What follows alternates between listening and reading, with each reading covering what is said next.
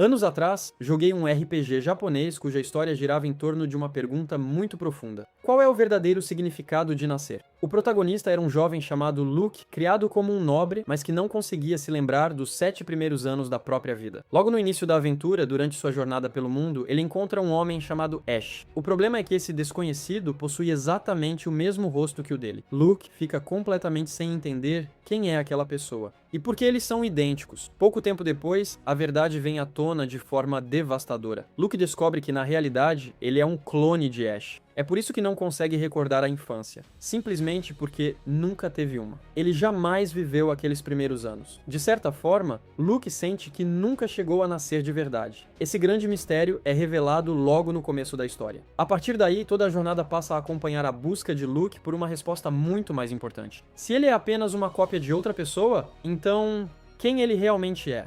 Curiosamente, One Piece também vem explorando uma questão muito parecida. Diversos personagens foram revelados como sucessores ou reflexos de figuras lendárias do passado. E o maior exemplo disso é o próprio Luffy, constantemente associado ao lendário pirata Joy Boy. Foi Joy Boy quem, há cerca de 800 anos, consumiu a mesma Akuma no Mi de Luffy. Mas as semelhanças entre os dois vão muito além desse detalhe. Joy Boy agia de maneira parecida, usava um chapéu de palha e, segundo várias descrições, possuía até uma aparência extremamente semelhante à de Luffy. A conexão é tão forte que personagens que conheceram Joy Boy chegam a chamar Luffy pelo nome dele. Só que o capítulo mais recente muda completamente essa percepção. Quando o Imu finalmente fica frente a frente com Luffy, ele percebe algo inesperado. Luffy não é Joy Boy. Então surge a grande pergunta: por que Oda construiu tantas ligações entre os dois se, no fim das contas, eles não são a mesma pessoa? Na minha visão, o mangá está usando Luffy e Joy Boy para contar uma das mensagens mais antigas e importantes de toda a obra. Voltando ao exemplo daquele jogo, depois de descobrir sua verdadeira origem, Luke poderia passar o resto da história tentando entender quem realmente é. Mas em vez disso, ele toma outra decisão. Ele escolhe ajudar as pessoas ao seu redor. Isso não significa que deixou de sofrer com a própria origem. Muito pelo contrário. Essa dor continua existindo. A diferença é que Luke percebe que sua identidade não é definida apenas pelo nascimento, mas também pelas escolhas que faz. Sem perceber, essa decisão começa a transformá-lo. Cada pessoa que ele salva, cada amizade construída e cada obstáculo superado fazem Luke deixar de ser apenas uma cópia. Aos poucos, ele se torna alguém único, diferente tanto de Ash quanto da imagem que ele mesmo fazia de si. No confronto final entre os dois, até o próprio Ash reconhece essa mudança. Ele deixa de enxergar Luke como uma simples imitação e finalmente passa a vê-lo como um indivíduo de verdade. É justamente por isso que usei essa história como comparação, porque acredito que essa mesma ideia está no coração de One Piece. A pergunta nunca foi se Luffy é a reencarnação de Joy Boy. A verdadeira pergunta é: o que realmente define uma pessoa?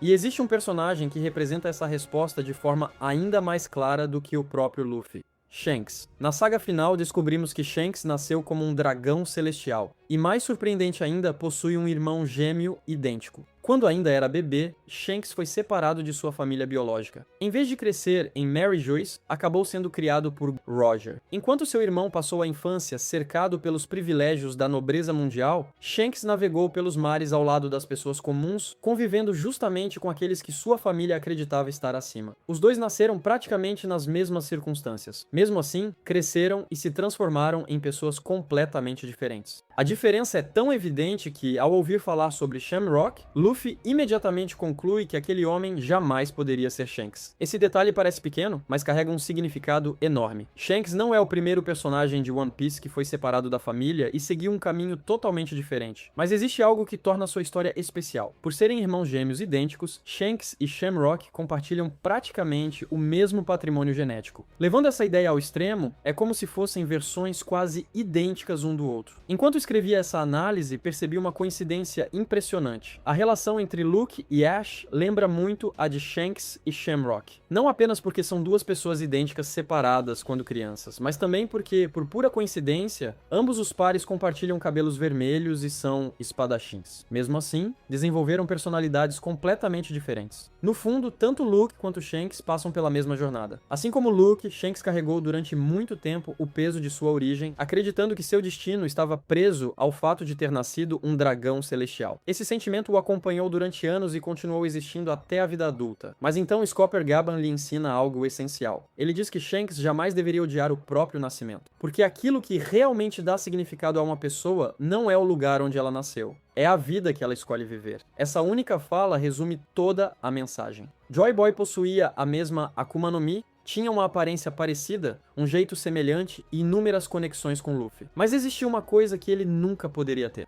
a vida de Luffy. Joy Boy jamais conheceu os Chapéus de Palha, nunca viveu as mesmas aventuras, nunca criou os mesmos laços e nunca foi transformado pelas mesmas pessoas que moldaram o capitão ao longo de sua jornada. Essa nunca foi uma simples história de destino. Luffy nunca fez uma promessa com Laboon, nunca enfrentou o Crocodile pelas mesmas razões que Joy Boy enfrentou seus inimigos, nunca viu seu irmão morrer pelas mãos de Akainu. Assim como Shanks e Shamrock seguiram caminhos completamente diferentes, Luffy e Joy Boy também viveram vidas totalmente distintas. E acredito que a história vem deixando uma pista muito clara há muito tempo. É justamente isso que torna Luffy diferente de Joy Boy. Na verdade, Imo não foi o primeiro personagem a perceber que estava enganado e que Luffy não era Joy Boy. Em Egghead, MF, o robô ancestral, chegou exatamente à mesma conclusão. Bastaram alguns momentos ao lado de Luffy para ele entender que, apesar das semelhanças, aquele não era o Joy Boy que ele conheceu no passado. Quando o Gear 5 foi revelado em Wano, a própria história anunciou: Joy Boy retornou. Por causa disso, muitos fãs começaram a acreditar que Luffy talvez deixasse de ser ele mesmo e se transformasse apenas em uma reencarnação de Joy Boy. E a saga final só aumentou essa impressão, revelando cada vez mais personagens que parecem ser versões modernas de figuras do século perdido. Mas olhando para tudo isso agora, nunca houve motivo para essa preocupação. Recentemente eu li alguns livros sobre psicologia infantil e encontrei um conceito muito interessante chamado compatibilidade entre temperamento e ambiente. A ideia é simples: o que mais molda a personalidade de alguém não é apenas aquilo com que essa pessoa nasceu, mas principalmente o ambiente em que ela cresceu. Imagine uma criança naturalmente tímida. Dependendo das pessoas ao seu redor, essa timidez pode se transformar em um enorme obstáculo durante toda a vida, ou apenas em uma característica inocente da personalidade. Tudo depende da forma como o mundo reage a ela. Curiosamente, essa teoria foi estudada durante muitos anos através de pesquisas com gêmeos idênticos. E One Piece possui o seu próprio exemplo perfeito. À primeira vista, Shamrock parecia ter recebido a melhor criação. Já Shanks cresceu cercado por piratas. Mas no fim das contas, talvez tenha sido justamente Shanks quem recebeu o ambiente ideal para desenvolver quem realmente era. Essa ideia de que são as experiências que moldam uma pessoa não surgiu apenas agora na saga final. Na verdade, ela acompanha One Piece há décadas. Quase todos os arcos abordam esse tema de alguma forma, e ele está presente na evolução de inúmeros personagens. Mesmo hoje, quando a história apresenta clones e manipulação genética, o meu exemplo favorito dessa mensagem continua sendo um momento clássico de Water 7. É quando Tom ensina a Franky o verdadeiro significado de ser um construtor naval. Depois que seus navios de guerra foram roubados e usados para atacar os moradores de Water 7, Franky rejeita completamente suas próprias criações. Ele afirma que aqueles navios já não pertencem mais a ele. Foi então que Tom, pela primeira vez em toda a vida de Franky, deu um soco nele. O motivo era muito simples. Para Tom, um construtor naval não pode controlar como sua embarcação será utilizada. Não importa se ela será usada para o bem ou para o mal. Depois que um navio é construído, seu destino passa para as mãos de quem o conduz. Por isso, um verdadeiro construtor deve sentir orgulho de todas as suas obras, independentemente do caminho que elas seguirão.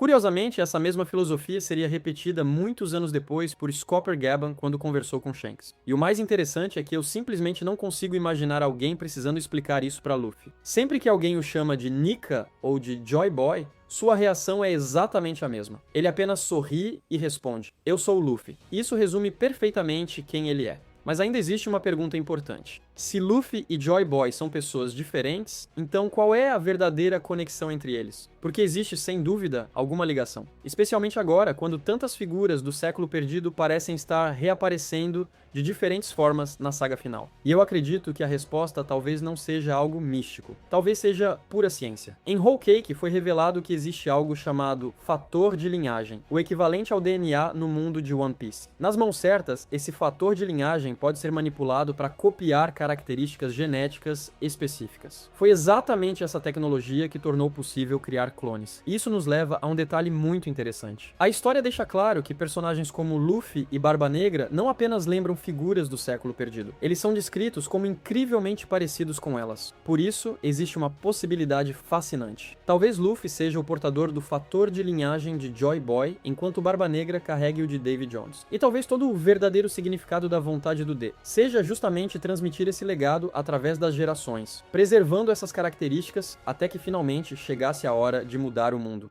Muito obrigado a todos os membros do canal e um agradecimento ainda mais especial para você que assistiu até o final. Nos vemos no próximo vídeo.